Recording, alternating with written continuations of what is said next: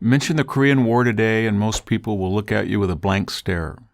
At the time it was fought, just 5 years after World War II ended, everyone recognized it as a world-shaping conflict, a stark confrontation between the forces of democracy and communism. It began on June 25, 1950, when Soviet-backed communist North Korea crossed the 38th parallel and invaded its U.S.-backed anti-communist South Korean neighbor. Within weeks, the communists had nearly absorbed the entire country.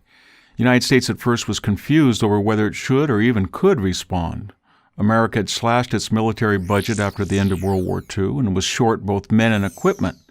It still had not awakened fully to the expansionist threat of Soviet Russia.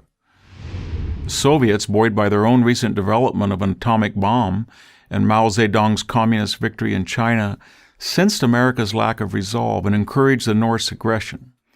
Yet within weeks, President Harry Truman rushed troops to save the shrinking Allied perimeter at Pusan on the southern tip of the Korean peninsula.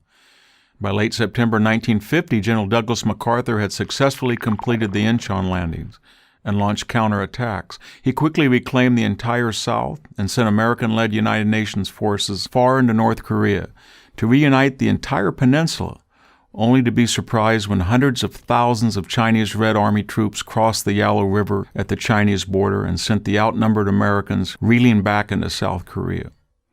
Thanks to the genius of General Matthew Ridgway, who arrived to assume supreme command in South Korea in December 1950, over the next 100 days, U.S.-led UN forces pushed the communists back across the 38th parallel. The fighting was fierce.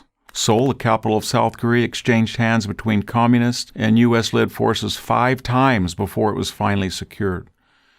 During the years 1952 and 1953, the war grew static, neither side able to deliver a knockout blow. Eventually, the conflict ended with a tense armistice in July 1953. For over the next 60 years, a Cold War persisted between the Stalinist North and what by the 1980s had evolved into the democratic economic powerhouse of South Korea. Over 35,000 Americans died in the Korean War. The war marked the first major armed conflict of the nuclear age, and one in which the United States had not clearly defeated the enemy and thus not dictated terms of surrender. Was fighting the Korean War and restoring the South without uniting the entire peninsula worth the huge cost in blood and treasure? The natural dividend of saving the South was the evolution of today's democratic and prosperous South Korea that has given its 50 million citizens undreamed-of freedom and affluence, and has blessed the world with top-flight products from the likes of Hyundai, Kia, LG, and Samsung. South Korea is a model global citizen and a strong ally of the U.S., and stands in sharp contrast to the communist regime in the North that has starved and murdered millions of its own people and caused untold mischief in the world community.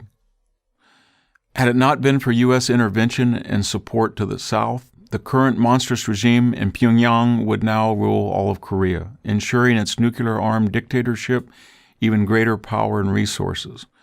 The American effort to save South Korea also sent a message to both Communist China and the Soviet Union that the free world, under U.S. leadership, would no longer tolerate communist military takeovers of free nations.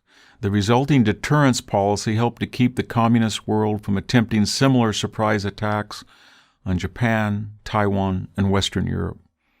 Finally, the Korean War awakened the United States to the dangers of disarmament and isolationism and led to the bipartisan foreign policy of containment of global communism that in 1989 finally led to the collapse of the Soviet Union and with it victory in the Cold War.